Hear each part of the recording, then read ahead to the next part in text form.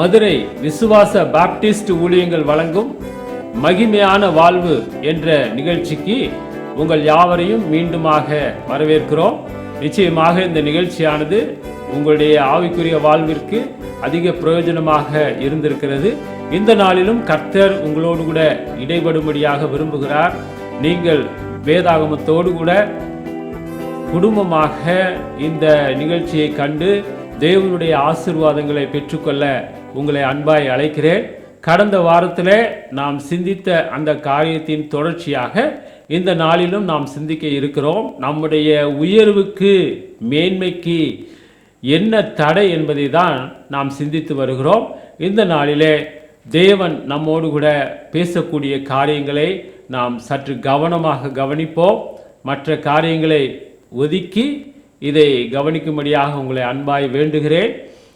இடையிலே நீங்கள் தொலைபேசியின் மூலமாக அழைப்பதை தவிர்த்து ஆண்டவருடைய வசனத்திற்கு செவி கொடுக்கும்படியாக உங்களை அன்பாய் வேண்டுகிறேன். இப்போது நிகழ்ச்சிக்குள்ளாக நாம் கடந்து போகலாம்.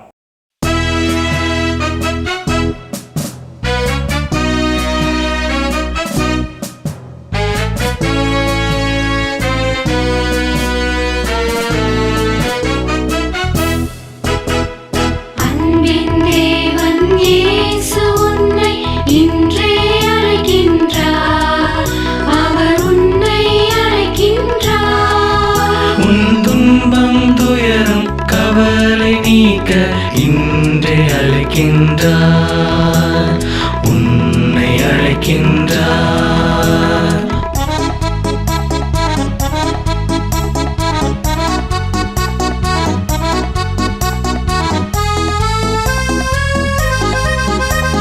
ரத்தம் தோய்ந்த கையை கண்டு சித்தம் தெரியாயோ, ரத்தம் தோய்ந்த கையை கண்டு சித்தம் தெரியாயோ, நித்தமானி பாய்ந்த காலை முத்தம் செய்யாயோ, உத்தமரேசு உந்தனுக்காக இத்தனை வாதையோ, சத்தியநாத சத்தமாய் அழைக்கும் சத்தம் கேளாயோ, சத்தம் கேளாயோ.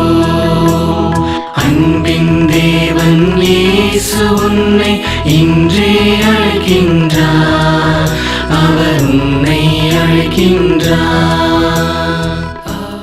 எனக்கு அன்பான சகோதர சகோதரிகளே, யாக்கோபு 4வது அதிகாரத்தை நாம் மீண்டுமாக திருப்பிக் கொள்வோம். அங்கே கடந்த வாரத்தில் நாம் பார்த்த காரியத்தை உங்களுக்கு நினைவூட்டி அடுத்ததாக நான் கடந்து போக விரும்புகிறேன். ஏன் சண்டைகள், யுத்தங்கள், போராட்டங்கள் என்று சொல்லி நம்ம பார்த்தோம். நம்முடைய உயர்வை தடை செய்கிற காரியங்கள் என்ன என்பதை நம்ம பார்த்தோம். இச்சையை நிறைவேற்றும்படியான ஜெபம், உலகத்தோடே நமக்கு இருக்கிற சிநேகம், இதன் மூலமாக தேவனுடைய சித்தத்தை அறியாதவர்களாக நாம் காணப்படுகிறோம் என்பதை பார்த்தோம். இந்த நாளிலே 5வது வசனத்தை நான் வாசிக்கிறேன். யாக்கோபு 4வது அதிகாரம் 5வது வசனம். நம்மில் வாசமாய் இருக்கிற ஆவியானவர் நம்மிடத்தில் வைராக்கிய வாஞ்சையாய் இருக்கிறார் என்று வேத வாக்கியம் வீணாய் சொல்லுகிறது என்று நினைக்கிறீர்களா?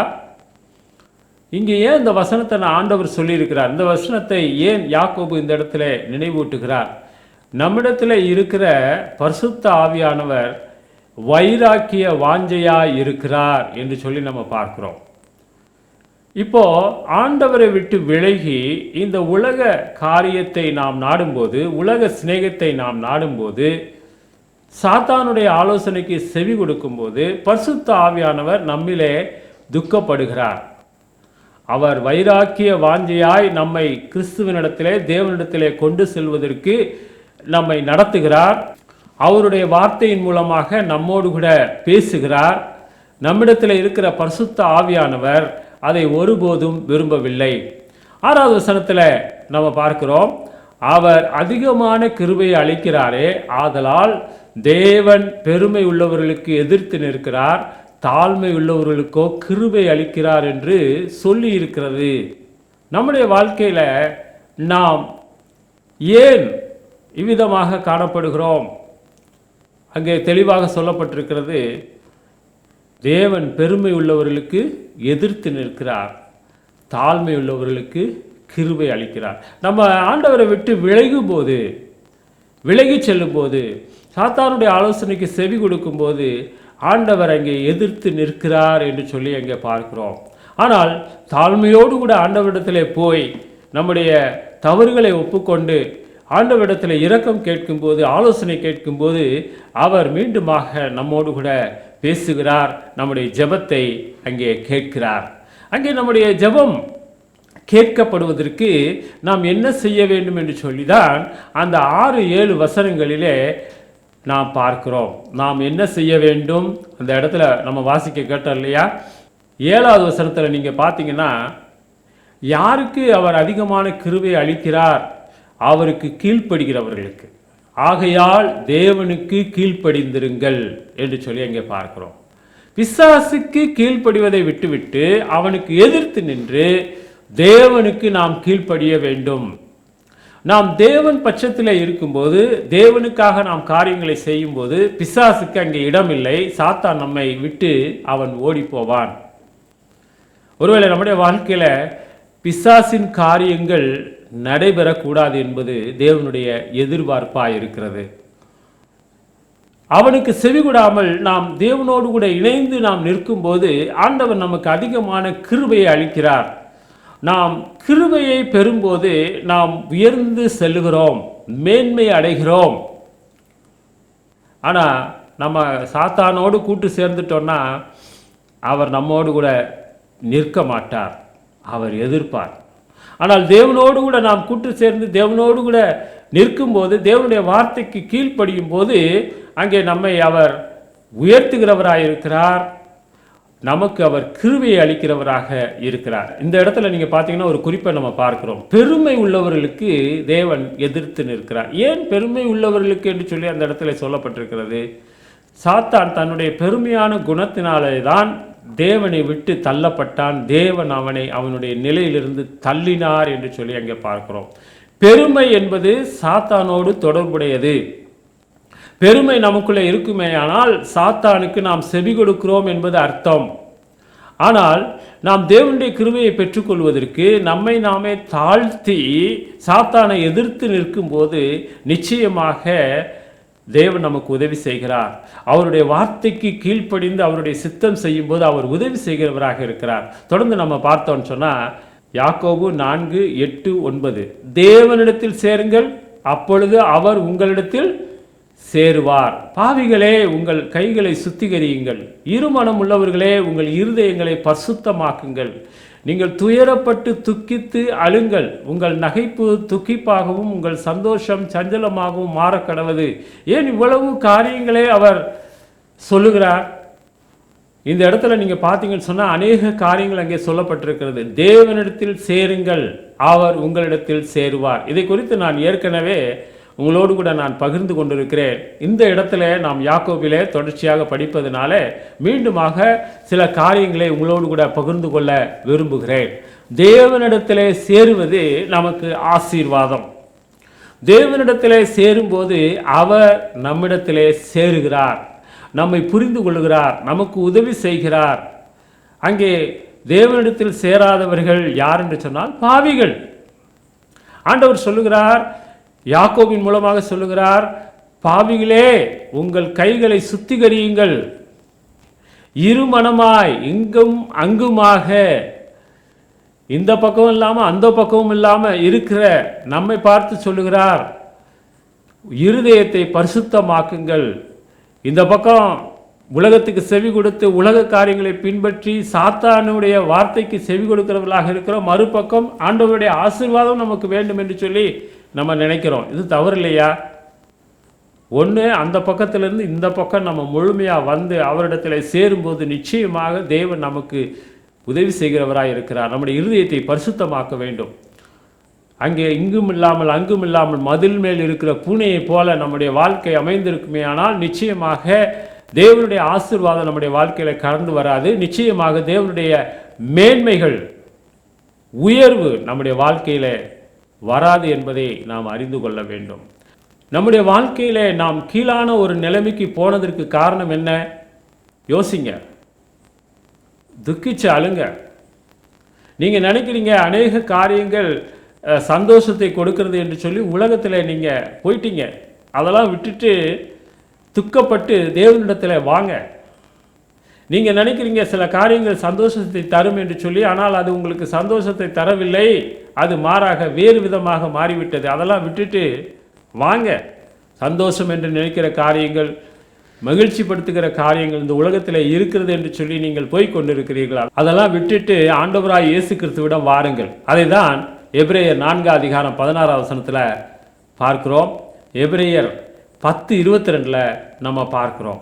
எபிரேயர் 4:16 நம்ம பார்க்கும்போது கிருபாசனத்தண்டை நெருங்குவோம், தைரியமாய் கிருபாசனத்தண்டை நெருங்குவோம். எபிரேயர் 10:22 என்ன பார்க்கிறோம்? திருமண சாட்சி நீங்க தெளிக்கப்பட்ட இருதயம் உள்ளவர்களாயும் சுத்த ஜலத்தால் கழுவப்பட்ட சரீரம் உள்ளவர்களாயும் உண்மையுள்ள இருதயத்தோடும் விசுவாசத்தின் பூரண நிச்சயத்தோடும் சேரக்கடவும். எப்படி நாம் தேவனண்டை சேர வேண்டும்? தேவனுக்கு பிரியமில்லாத காரியங்களை எல்லாம் விட்டுவிடுங்கள். திருமண சாட்சியோடு அசுத்தமான இருதயத்தோடு கூட நாம் அவரிடத்தில் செல்ல முடியாது. நம்முடைய சரீரமும் கழுவப்பட வேண்டியதாக இருக்கிறது, கரைப்பட்டிருக்கிறது. எனவே ஆண்டவரிடத்தில் போய் நம்மை முதலாவது சுத்திகரித்து நம்மை கழுவி உண்மையான இருதயத்தோடு விசுவாசத்தோடு பூரண நிச்சயத்தோடு நிச்சயமாக தேவன் எனக்காக செயல்படுவார் என்ற அந்த விசுவாசத்தோடு நாம் செல்ல வேண்டும். சில காரியங்களை விட்டு அவரிடத்திலே செல்ல வேண்டும். தேவனுக்கு பிரியமில்லாத காரியங்கள் என்னன்னு சொல்லி கொஞ்சம் யோசித்து பாருங்கள். உங்களுடைய வாழ்க்கையில் தேவனுக்கு பிரியமில்லாத காரியங்கள் ஏதாவது வச்சிருக்கிறீங்களா? பிரியமில்லாத உறவுகள், பிரியமில்லாத காரியங்கள், தேவன் விரும்பாத இந்த உலக பிரகாரமான காரியங்கள் எதுவாக இருந்தாலும் இந்த நாளில் ஆண்டவர் உங்களுக்கு சொல்லுகிறது என்னவென்று சொன்னால், அவைகளை விட்டு வாங்க, என்னிடத்துல வாங்க, என்னிடத்துல சேருங்க, நான் உங்களுக்கு உதவி செய்கிறேன், உங்களுடைய ஜெபங்களை கேட்கிறேன் என்று சொல்லி சொல்கிறார். 145 சங்கீதத்தில் 18 தம்மை நோக்கி கூப்பிடுகிற யாவருக்கும், உண்மையாய் தம்மை நோக்கி கூப்பிடுகிற யாவருக்கும் கர்த்தர் சமீபமாய் இருக்கிறார். நம்ம கண்களை மூடி ஜெபிக்கும் போது நம்ம என்ன நினைக்கிறோம்? நம்முடைய ஆண்டவரை குறித்து என்ன நினைக்கிறோம்? அவர் எங்கேயோ தூரமாக இருக்கிறது மாதிரி நம்ம நினைக்கிறோமா? சில நேரத்தில் நம்முடைய சத்தமும் பெருசாக இருக்குது. அதாவது சபையில் சத்தமாய் ஜெபிப்பது தவறல்ல. ஆனால் நாம் ஒரு இடத்துல இருந்து கொண்டு சத்தமாக, ஆண்டவர் சில நேரம் கேட்காது போல மிகுந்த சத்தமாக, உரத்த சத்தமாக கூப்பிடுகிறவர்களாக நாம் காணப்படுகிறோம். உரத்த சத்தமாக யார் கூப்பிட்டாங்க அப்படின்னு சொல்லிட்டு வேதத்தில் பார்த்தீங்கன்னு சொன்னால், பாகால் தீர்க்கதரிசிகள் உரத்த சத்தமாக கூப்பிடுறாங்க பாகாலை. நம்ம அப்படி கர்த்தரை நோக்கி கூப்பிட வேண்டிய அவசியம் கிடையாது. ஏனென்று சொன்னால் அவர் நம்முடைய இருதயத்தில் வாசம் செய்கிறார், மகிமையான நம்பிக்கையாக வாசம் செய்கிறார். கர்த்தர் ஏதோ தூரமாக இருக்கிறார் என்பது அல்ல, அவர் நமக்கு சமீபமாக இருக்கிறார். கர்த்தரை தேடி போய் அவரை பார்ப்பது என்றால் அவருடைய பிரசன்னத்தை நம்முடைய வாழ்க்கையில உணர்ந்து அவர் நம்மோடு கூட இருக்கிறார், நம்மை விட்டு விலகுவதில்லை, கைவிடுவதில்லை என்று சொல்லியிருக்கிறார். அவர் நம்மோடு கூட இருக்கிறார், பரிசுத்த ஆவியானவராக நம்மிலே வாசம் செய்கிறார். இதை உணர்ந்தவர்களாக அவர் எவ்வளவு சமீபமாக இருக்கிறார் என்பதை உணர்ந்து கர்த்தரிடத்தில் நாம் தைரியமாய் போக வேண்டும். அநேக நேரத்தில் அதை ஏன் நான் உணரவில்லை, நாம் உணருவதில்லை என்று சொன்னால், நம்முடைய வாழ்க்கையில் தேவனுக்கு பிரியமில்லாத காரியங்கள் இருப்பதனால நாம் நினச்சிக்கிறோம் ஆண்டவர் இதை பார்க்க மாட்டார், அதை பார்க்க மாட்டாருன்னு சொல்லி நம்ம நினைக்கிறோம். ஆனால் ஆண்டவருக்கு நம்முடைய வாழ்க்கையில் நடந்து கொண்டு இருக்கிற ஒவ்வொரு காரியங்களும் தெரியும். நம்முடைய எண்ணங்கள், எண்ண ஓட்டங்கள் எல்லாமே தெரியும். நம்முடைய வாழ்க்கை எல்லாம் அவருடைய கரத்தில் இருக்கிறது. அப்போ நம்முடைய வாழ்க்கையில் கர்த்தர் சமீபமாக இருக்கிறார். அவரிடத்தில் நாம் சேரும்போது நிச்சயமாக நாம் உயர்வை பெறுவோம். இங்கே பார்த்தீங்கன்னு சொன்னால், தேவனிடத்தில் நாம் சேர நாம் என்ன செய்ய வேண்டும் என்கிற காரியங்களை இங்கே பார்க்குறோம். முதல்ல சாத்தானின் சம்பந்தத்தை விட்டு விடுங்கள்.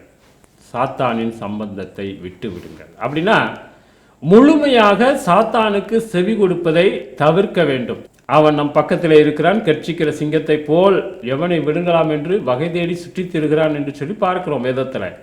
அப்படியாக அவன் நம் பக்கத்தில் இருந்தாலும் அவனோடு கூட நமக்கு எந்த உறவும் இல்லை, அவனுடைய சத்தத்தை கேட்க வேண்டிய அவசியமும் கிடையாது. அவனை விட்டு முழுமையாக விலகி தேவனிடம் சேர வேண்டும். இரண்டாவது, அவன் மூலமாக நம்முடைய வாழ்க்கையில் ஏற்பட்டிருக்கிற பாவகரமான காரியங்களிலிருந்து முற்றிலுமாக விடுதலை பெற வேண்டும். அதனால தான் அங்கே பார்க்கிறோம், பாவிகளே கைகளை சுத்திகரியுங்கள். நம்முடைய கைகளை சுத்திகரிக்க வேண்டும். மனசாட்சியிலே நாம் தூய்மையானவர்களாக மாற வேண்டும். நம்முடைய வாழ்க்கையில தேவன் விரும்பாத இடத்தை விட்டு நாம் கடந்து வர வேண்டும். தேவன் விரும்பாத செயல்களை முழுமையாக விட்டுவிட வேண்டும். இதற்கு சிறந்த உதாரணம் லூக்கா 15 அதிகாரத்தில் நம்ம பார்க்கிறோம். 17வது வசனத்திலிருந்து 21வது வசனம் வரை நீங்கள் பார்த்தீங்கன்னு சொன்னால், அந்த இளைய குமாரன் தகப்பனிடத்திலிருந்து ஆஸ்தியை பெற்று தூர தேசத்திற்கு போய் எல்லாவற்றையும் வீணாய் செலவழித்து போட்ட அந்த மனிதன் எல்லாவற்றிலும் குறைவுபடத் தொடங்கி உணவுக்கே வழி இல்லாமல் ஒரு குடியானவனிடத்தில் ஒட்டி கொண்டு பன்றிகளை மேய்த்து அந்த பன்றிக்கு வைக்கப்படுகிற தவிடு கூட அவனுக்கு கிடைக்காதபடி அவனுடைய சூழல் அவ்வளவு மோசமாக இருந்தது. அப்போ தான் அவனுக்குள்ள உணர்வு வருது, என்னுடைய தகப்பன் வீட்டில் எத்தனை வேலைக்காரர்கள் இருக்கிறார்கள், அவர்கள் பூர்த்தியாய் சாப்பிடுகிறார்கள், நானோ பசியினால் சாகிறேனே என்று சொல்லி அவன் அந்த இடத்தை விட்டு எழுந்து தீர்மானிக்கிறான். நான் என் தகப்பனிடத்திற்கு போவேன், அவரிடத்திலே நான் வேண்டுதல் செய்வேன், பரத்துக்கு விரோதமாகவும் உமக்கு விரோதமாகவும் பாவம் செய்தேன், என்னை உம்முடைய மகனாக அல்ல ஒரு கூலிக்காரனாக வைத்துக் கொள்ளும் என்று சொல்லி நான் கேட்பேன் என்று சொல்லி அந்த இடத்தை விட்டு அவன் எழுந்து தகப்பனிடத்தில் வருகிறதை நம்ம பார்க்கிறோம். அப்போதுதான் தகப்பன் அவனை சேர்ந்து அவனை கட்டி தழுவி அவனை சேர்த்து கொள்ளுகிறதை நம்ம பார்க்கிறோம். அவன் தகப்பனோடு சேர்ந்தது நிமித்தமாக மிகுந்த மகிழ்ச்சியான கொண்டாட்டமும் உண்டாகிறதை நம்ம பார்க்கிறோம். தூரமாய் இருந்த அவன் தகப்பனுடைய அன்பை தேடி போகிறான். தகப்பன் அவனை தேடி சென்றான் என்றல்ல, தகப்பன் அங்கே அவளோடு காத்திருக்கிறான். எதற்காக என்று சொன்னால், தன்னுடைய இளைய குமாரன் திரும்பி வர வேண்டும். அதனால தான் அவன் சொல்றாரு, அவன் செத்து போனான் இப்பொழுது உயிர்த்தான் என்று சொல்லுகிறான். அவனுடைய வாழ்க்கை மாறிவிட்டது. நம்முடைய வாழ்க்கையிலும் நாம் ஆண்டவரண்டை வருவதற்கு நம்முடைய கைகளை சுத்திகரித்து மனதை சுத்திகரித்து அவரிடத்திலே வர வேண்டும். ஒருவேளை இதை கேட்டுக்கொண்டிருக்கிற நீங்கள் கிறிஸ்தவர்களாக இல்லாமல் இருக்கலாம். கிறிஸ்தவர்கள் என்று சொன்னால் கிறிஸ்தவ மதத்தை குறித்து நான் அந்த இடத்துல பேசலை. இயேசுவை பின்பற்றாதவர்களாக இருக்கலாம், ஆண்டவர் மேலே ஒரு பற்று இருக்கலாம், ஆனால் உங்களுடைய வாழ்க்கை இங்கும் அங்குமாக அலசடிப்பட்டு கொண்டிருக்கலாம். இந்த நாளிலே உங்களுடைய வாழ்க்கையை முழுமையாக ஆண்டவருக்கு ஒப்பு கொடுங்கள், தேவனிடத்தில் சேருங்கள். நிச்சயமாக தேவன் உங்களை உயர்த்துவார். எவ்வளோ காரியங்களை நீங்கள் முயற்சித்து தோற்று போயிருக்கிறீர்கள், ஆனால் உங்கள் வழிகளை சுத்திகரித்து நீங்கள் ஆண்டவரிடம் வரவில்லை. இந்த நாளிலே ஒரு தீர்மானம் எடுப்பீங்களா? ஆண்டவரே என்னை மன்னிங்க, நான் தவறான வழியிலே சென்று விட்டேன், என்னை மன்னித்து என்னை ஏற்றுக்கொள்ளுங்கள் என்று சொல்லி கேட்கும்போது அன்புள்ள தெய்வமாய் இயேசு கிறிஸ்து உங்களை அவ்விதமாகவே ஏற்றுக்கொள்கிறார். எப்படி மனம் திருந்திய அந்த இளைய குமாரனை அந்த தகப்பன் ஏற்றுக்கொண்டாரோ, அதே போல நீங்கள் பாவத்தை விட்டு திரும்பி வரும்போது, அவரிடத்தில் சேரும்போது அவர் உங்களை அன்போடு கூட ஏற்றுக்கொள்கிறவராக இருக்கிறார். யோசித்து பாருங்கள் உங்களுடைய வழிகளை. அங்கே பார்க்கும்போது மூன்றாவது அங்கே பார்க்கிறோம், இருதயத்தை பரிசுத்தமாக்குங்கள். இருதயத்தை பரிசுத்தமாக்குங்கள். மனதை ஒருநிலைப்படுத்துவது தான் இந்த இடத்துல சொல்லப்பட்டிருக்கிறது. அதாவது பாவமான காரியங்களை விட்டு விட்டு முழுமையாக தேவனுடைய காரியத்திற்கு நம்மை ஒப்பு கொடுப்பது, இருதயத்தை சிந்தையை தேவனுக்கு நேராக திருப்புவது. ஏசாயா 55:6-7 வசனங்களில் வாசிக்கிறோம், கர்த்தரை கண்டடையத்தக்க சமயத்தில் அவரை தேடுங்கள், அவர் சமீபமாயிருக்கையில் அவரை நோக்கி கூப்பிடுங்கள். துன்மார்க்கன் தன் வழியையும் அக்கிரமக்காரன் தன் நினைவுகளையும் விட்டு கர்த்தரிடத்தில் திரும்ப கடவன், அவர் அவன் மேல் மனதுருகுவார், நம்முடைய தேவனிடத்திற்கே திரும்ப கடவன். அவர் மன்னிக்கிறதற்கு தயப்படுத்திருக்கிறார். திரும்புங்கள், மனம் திரும்புங்கள், தவறான வழிகளை விட்டு திரும்புங்கள். கர்த்தர் ஏதோ தூரமானவராக அல்ல, அவர் மிகவும் சமீபமாய் இருக்கிறார், திரும்பும்படியாக அழைக்கிறார். இந்த இடத்துல நம்ம கவனிக்க வேண்டும், இருமனம் என்பது வேண்டாத ஒரு காரியம். இருமனம் உள்ளவன் தன்னுடைய வழிகளிலே நிலையற்றவனாக அங்கே காணப்படுகிறான். எப்படி என்று சொன்னால், மத்தேயு 6:24 வாசிக்கிறோம், உலகப் பொருளுக்கும் தேவனுக்கும் ஊழியம் செய்ய ஒருவனாலும் கூடாது. அதாவது பாவமான இந்த உலகத்துக்கு ஊழியம் செய்து கொண்டு தேவனுக்கு ஊழியம் செய்ய முடியாது. அதுதான் இதனுடைய பொருள். இந்த உலகத்தில் இருக்கிற அநேக காரியங்கள் உண்டு, ஆனால் பாவத்திற்கு நடத்தி செல்கிற அநேக காரியங்கள் நம்மை தேவனை விட்டு தூரமாக பிரித்து செல்கிறது. நிறைய நேரம் ஆண்டவருக்கு ஊழியம் செய்வதற்கு பதிலாக இந்த உலகத்திற்காக நாம் வேலை செய்கிறவர்களாக மாறிவிடுகிறோம்.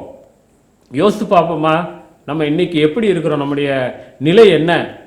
உண்மையிலேயே நாம் ஆண்டவரை ஏற்றுக்கொண்டு வந்திருக்கிறவர்களாக நாம் இருப்போமானால் நாம் உண்மையிலேயே ஆண்டவருக்கு ஊழியம் செய்கிறோமா? நீங்கள் யோசிக்க வேணாம். ஒரு சிலர் மட்டும்தான் தேவனுடைய ஊழியக்காரர்கள், அவர்கள் வல்லமை உள்ளவர்கள், அவர்கள் சொன்னதெல்லாம் நடக்கும், அவங்க ஜெபம் பண்ணதெல்லாம் நடக்கும், அதனால் அவங்களுக்கு ஃபோன் பண்ணி சொல்லிட்டா எல்லாமே என்னுடைய வாழ்க்கையில் மாறும். தயவு செய்து அந்த எண்ணத்தை விட்டு விடுங்கள். எல்லாரும், அதாவது தேவனுக்கு ஒப்பு கொடுத்த ஒவ்வொரு சகோதர சகோதரிகளும் தேவனுடைய ஊழியர்கள். தேவனுக்காக பணி செய்ய தங்களை ஒப்பு கொடுத்திருக்கிறார்கள். தேவனிடத்தில் சேர ஒப்பு கொடுத்திருக்கிறார்கள். விசேஷமாக தேவன் சிலரை ஊழியத்திற்கு அழைத்திருக்கலாம், அது வேறு. ஆனால் நீங்கள் அனைவருமே தேவனுடைய ஊழியக்காரர்கள் என்பதை அறிந்து தேவனுக்காக வாழ வேண்டும். இந்த உலகத்துக்காக சாத்தானுடைய காரியங்களுக்காக வாழ்ந்தது போதும். அவனிடமிருந்து விடுதலை பெற்று இப்போது வந்திருக்கிறோம். ஆனால் மீண்டுமாக அவனை நாம் நாடும்போது, அவனுடைய ஆலோசனையை ஏற்றுக்கொள்ளும் போது, இந்த உலகத்தின் காரியங்களினாலே கரைபடும் போது நாம் தேவனுக்கு ஊழியம் செய்ய முடியாது.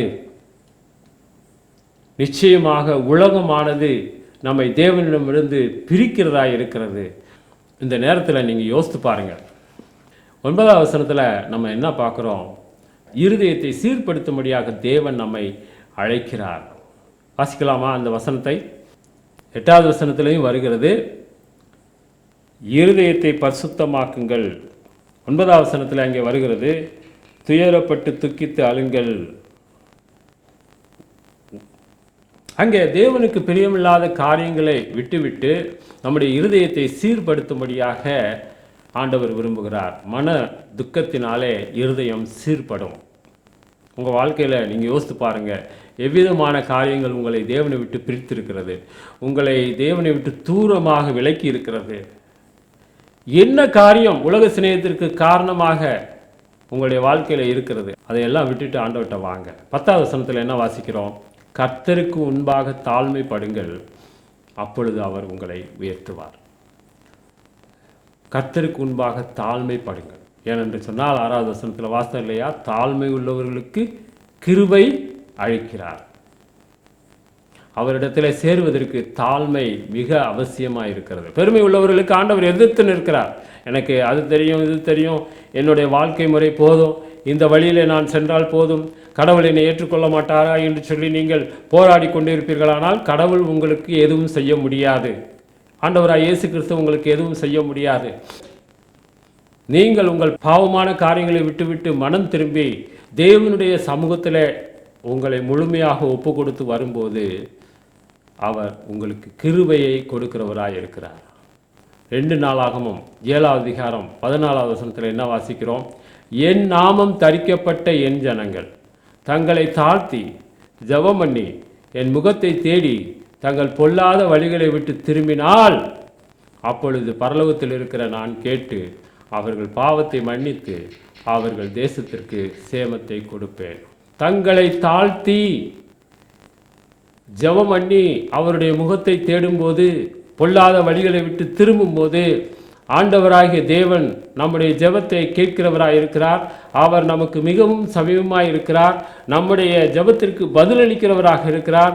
நம்முடைய தவறுகளை எல்லாம் மன்னித்து மீண்டுமாக நம்மை மேன்மையான உயர்வான வாழ்க்கைக்கு கொண்டு போகிறவராக இருக்கிறார். உங்களுடைய வாழ்க்கை எப்படி இருக்கிறது யோசித்து பாருங்க. எனக்கு அன்பானவர்களே, இவ்வளவு நேரம் தேவனுடைய வார்த்தைக்கு செவி கொடுத்து மிகவும் கவனமாய் நீங்கள் கேட்டிருக்கிறீர்கள். நிச்சயமாக தேவனுடைய வார்த்தைக்கு கீழ்ப்படிந்து உங்களுடைய வாழ்க்கையை தேவனுக்கு நேராக திருப்பும்போது அவர் உங்களிடத்தில் சேருவார். நிச்சயமான மாற்றங்கள் உங்களுக்கு உண்டு. உங்களுடைய வாழ்க்கை இப்படியே இருக்கும்படியாக தேவன் உங்களை அழைக்கவில்லை. இதே பிரச்சனையில், இதே போராட்டத்தில் நீங்கள் தொடர்ந்து இருக்க வேண்டும் என்று சொல்லி ஆண்டவர் விரும்பவே இல்லை. உங்களை அந்த பிரச்சனையிலிருந்து, போராட்டத்திலிருந்து தூக்கி எடுக்க அவர் விரும்புகிறார். நாம் பார்த்தோம் ஏற்கனவே, பாவ சோதனைகள் எல்லாவற்றையும் குறித்து நம்ம பார்த்தோம். இப்படிப்பட்ட சூழ்நிலைக்குள்ளாக கடந்து போகும்போது தேவன் நமக்கு உயர்வை கொடுப்பதற்காகத்தான் இதையெல்லாம் அனுமதிக்கிறார். உங்கள் வாழ்க்கையில் ஏற்பட்டிருக்கிற எல்லா விதமான காரியங்களுக்காக முதலாவது ஆண்டவருக்கு நன்றி செலுத்துங்க. உங்களை திசை திருப்புவதற்காக, உங்களை மீண்டுமாக தன்னுடைய வழியிலே கொண்டு வருவதற்காக தேவன் சில காரியங்களை அனுமதித்திருக்கிறார். பிரச்சனைகளை அனுமதித்திருக்கிறார். போராட்டங்களை அனுமதித்திருக்கிறார். இதெல்லாம் தேவனண்டை நீங்கள் திரும்புவதற்கு, நீங்கள் தவறான வழியை விட்டு தேவனண்டை திரும்புவதற்கு, பிசாசோடு கூட சாத்தானோடு கூட இருக்கிற அந்த சம்பந்தத்திலிருந்து முழுமையாக விடுதலை பெற்று தேவனண்டை நீங்கள் சேரவும், தேவனை உறுதியாய் பற்றி கொள்ளவும் அவர் விருப்பமுள்ளவராய் இருக்கிறார். எனவே இந்த காரியத்தை குறித்து நீங்கள் யோசித்து பாருங்கள். நிச்சயமாக உங்களுடைய வாழ்க்கையில் மேன்மையான உயர்வான வழிகள் உண்டு. உங்களை மென்மேலும் ஆசீர்வதித்து உயர்த்துகிறவராக நம்முடைய தேவன் இருக்கிறார். இப்போது நம்ம ஜெபம் பண்ணுவோம். உங்களுடைய காரியங்கள் எதுவாக இருந்தாலும் என்னோடு கூட இணைந்து ஜெபிக்கும்படியாக உங்களை அன்பாய் வேண்டுகிறேன். எங்களை நேசிக்கிற நல்ல கர்த்தாவே துதிக்கிறோம். இந்த நாளிலும் கூட எங்களோடு கூட உங்களுடைய வார்த்தையின் மூலமாக பேசியிருக்கிறேன். நாங்கள் உணர்த்தப்பட்டிருக்கிறோம். எங்களுடைய ஜெபம் கேட்கப்படுவதற்கு எங்களை நாங்களே தாழ்த்தி உம்மிடத்திலே சேரவும், உமக்கு கீழ்ப்படியவும் எங்களுக்கு உதவி செய்யும். ஆண்டவரே, மேன்மையான ஆசீர்வாதங்கள் உம்மிடத்தில் உண்டு என்பதை நாங்கள் விசுவாசிக்கிறோம். ஆண்டவரே, நாங்கள் போய்கொண்டிருக்கிற பாதையை நீர் அறிந்திருக்கிறீர். இப்போதும் இதை கேட்டுக்கொண்டிருக்கிற ஒவ்வொருவருக்காக நாங்கள் ஜெபிக்கிறோம். அவர்கள் போய்கொண்டிருக்கிற பாதை எப்படி என்பதை நீரே அறிந்திருக்கிறீர். கடினமான பாதையாக இருக்கலாம், வியாதியின் பாதையாக இருக்கலாம், தோல்வியின் பாதையாக இருக்கலாம், போராட்டத்தின் பாதையாக இருக்கலாம். எதுவாக இருந்தாலும் கர்த்தாவே நீர் இருக்கிறீர் என்பதை அவர்கள் உணர்ந்து உம்மை நோக்கி கூப்பிட, சமீபமாக இருக்கிற உம்மை நோக்கி கூப்பிட, உம்மிடத்தில் அவர்கள் நெருங்கி சேர நீர் தாமே உதவி செய்தோம். கேட்ட ஒவ்வொருவரையும் ஆசீர்வதியும், வழி நடத்தும். இயேசு கிறிஸ்து நாமத்தில் கேட்கிறோம் பிதாவே, ஆமென். எங்களை கேட்டுக்கொண்டிருக்கிற பிரியமானவர்களே, மீண்டுமாக இதே நாளிலே இதே நேரத்தில் உங்களை சந்திக்கிறேன். அதுவரை தேவனுடைய ஆசீர்வாதம் உங்களோடு கூட இருப்பதாக. உங்களுக்கு ஜெப குறிப்புகள் இருந்தால் நீங்கள் எங்களோடு கூட தொடர்பு கொள்ளலாம். உங்களுக்கு ஆலோசனை தேவைப்பட்டாலும் எங்களோடு கூட தொடர்பு கொள்ளலாம். நிச்சயமாக இந்த நிகழ்ச்சியானது தொடர்ந்து ஆசீர்வாதமாக இருக்கிறது. தொடர்ந்து இதற்காக ஜெபியுங்கள். மற்றவர்களுக்கும் இதை அறிமுகம் செய்யுங்கள். இந்த வேத தியானத்தோடு கூட தொடர்புடைய முந்தைய செய்திகள் யூடியூப் சேனலில் இருக்கிறது. மகிமையான வாழ்வு என்று சொல்லி நீங்கள் டைப் செய்தால் அந்த நிகழ்ச்சியை நீங்கள் காண முடியும். அநேக காரியங்களை இன்னும் அதிகமாய் கேட்டு நீங்கள் கர்த்தருக்குள்ளே பலப்பட முடியும். தேவன் தாமே உங்களை ஆசீர்வதிப்பாராக.